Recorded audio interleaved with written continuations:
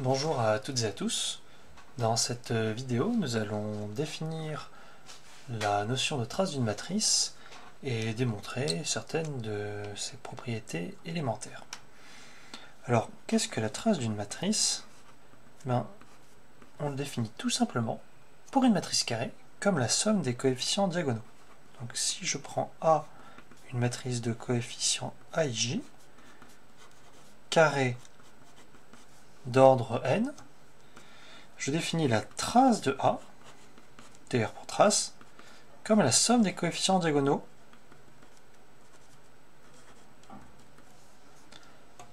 de A.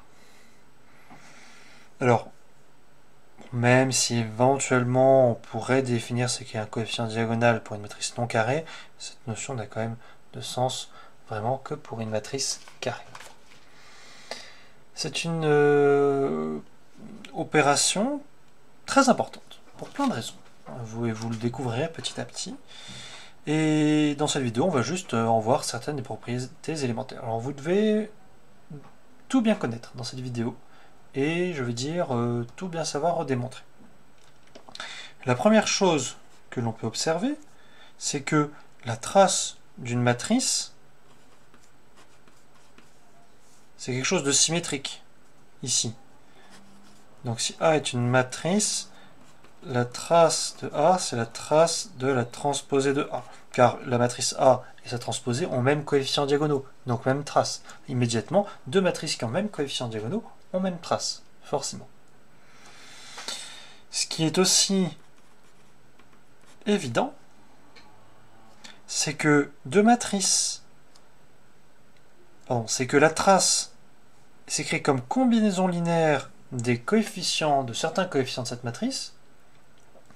Or, l'application qui a une matrice associée à un de ces coefficients, on sait déjà que c'est une forme linéaire, c'est ce qu'on appelle une forme linéaire coordonnée. Donc, ce que l'on peut dire, c'est que la trace est une forme linéaire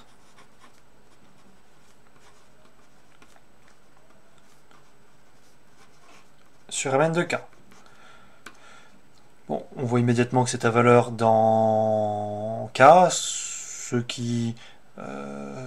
seule chose qui a démontré éventuellement, c'est la linéarité, c'est quelque chose de très élémentaire, vous savez tous le faire, donc on va juste dire ici que la trace, c'est une somme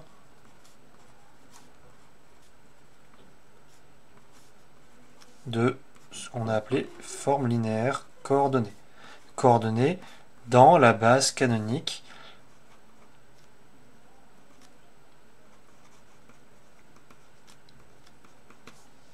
de Mn de K. Alors, ce qu'il faut bien voir, c'est que la trace a une propriété très intéressante vis-à-vis du produit. C'est ce qu'on va voir tout de suite. Ah, oui, bien sûr, je n'ai pas donné d'exemple. C'est quand même une définition très simple. Je vous laisse faire votre exemple tout seul comme des grands. Donc, je reviens sur le produit. On a une propriété très particulière, et c'est le résultat fondamental central de cette vidéo. On pourrait presque l'appeler théorème. C'est que si je prends deux matrices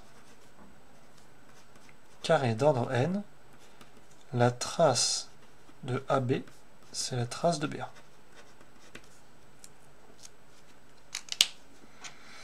On va le démontrer par le calcul, de manière assez élémentaire. C'est une démonstration que vous devez savoir refaire. Donc, si je prends deux coefficients IJ entre 1 et n,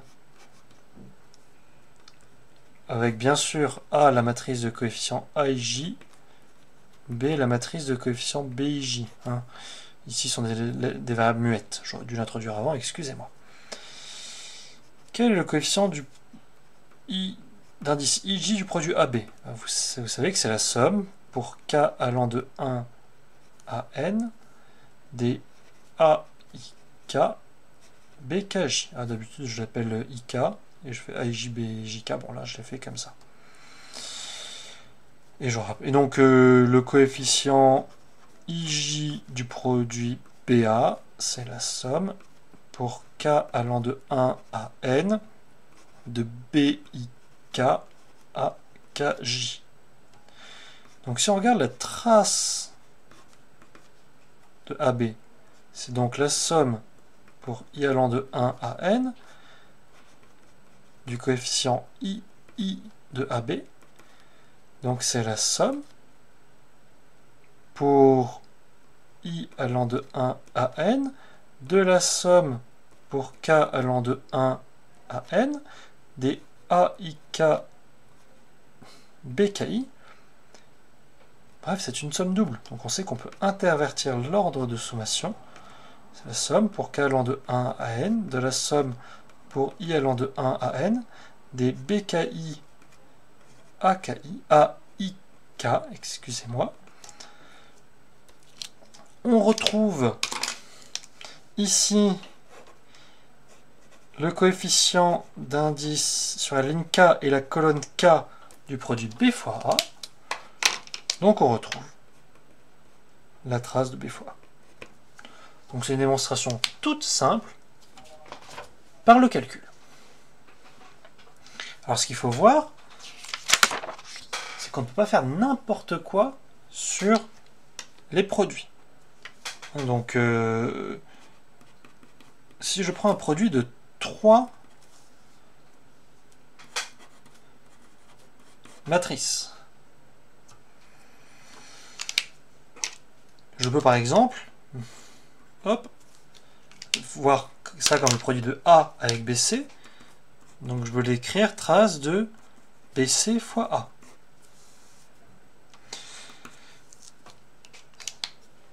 Là, je peux l'écrire, je peux le voir, hop, le produit de B avec CA.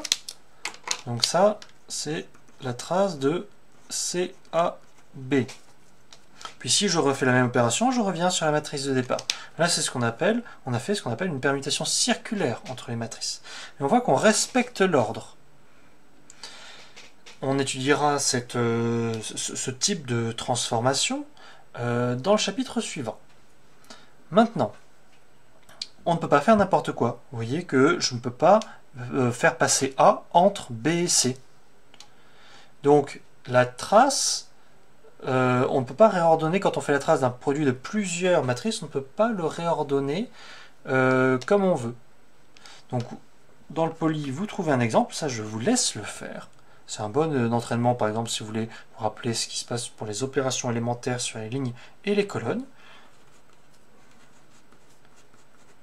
Dans l'ensemble des matrices de 2, regardez ce qui se passe quand on fait matrice élémentaire de 1 fois matrice élémentaire 1,1 fois matrice élémentaire 1,2. Regardez ce qui se passe quand on fait matrice élémentaire 1,1 fois matrice élémentaire 2,1 fois matrice élémentaire 1,2. Faites le calcul, vous allez voir que vous allez trouver des choses différentes. Donc vous voyez qu'on peut, là, ça vous dit qu'on ne peut pas faire passer cette matrice-là entre les deux autres. Une autre remarque, c'est aussi le fait de voir que la trace, ce n'est pas un morphisme multiplicatif. On a une propriété particulière sur le produit, mais ce n'est pas une propriété de morphisme.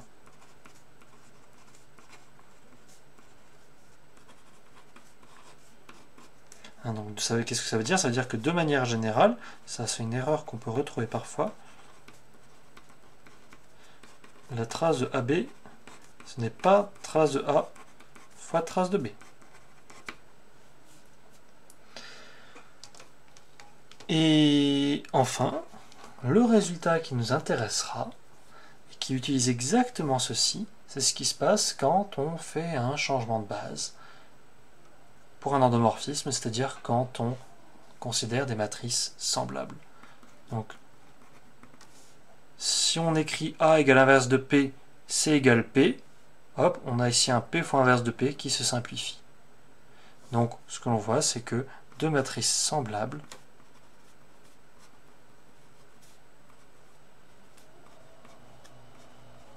ont même trace.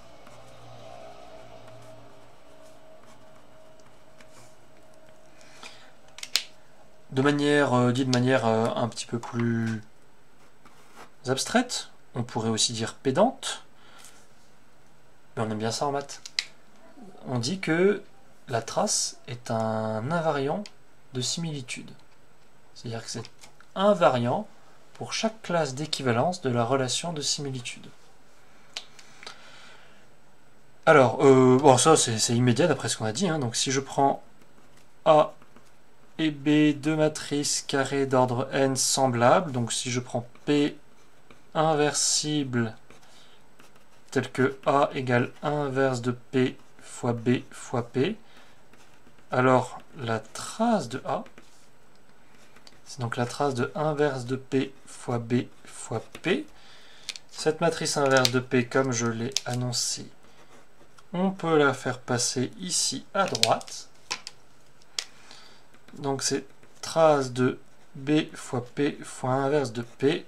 P fois inverse de P, c'est la matrice identité. Donc c'est la trace de B immédiatement. Ça, c'est la matrice identité. Alors, la réciproque est fausse. Alors, effectivement, pour la relation d'équivalence, on avait une caractérisation des classes d'équivalence par le rang. On n'a pas la même chose pour la relation de similitude. On a deux matrices semblables en même trace, malheureusement. Enfin, malheureusement, c'est comme ça, hein. La réciproque est fausse. Donc, je vous donne deux matrices qui ont même trace.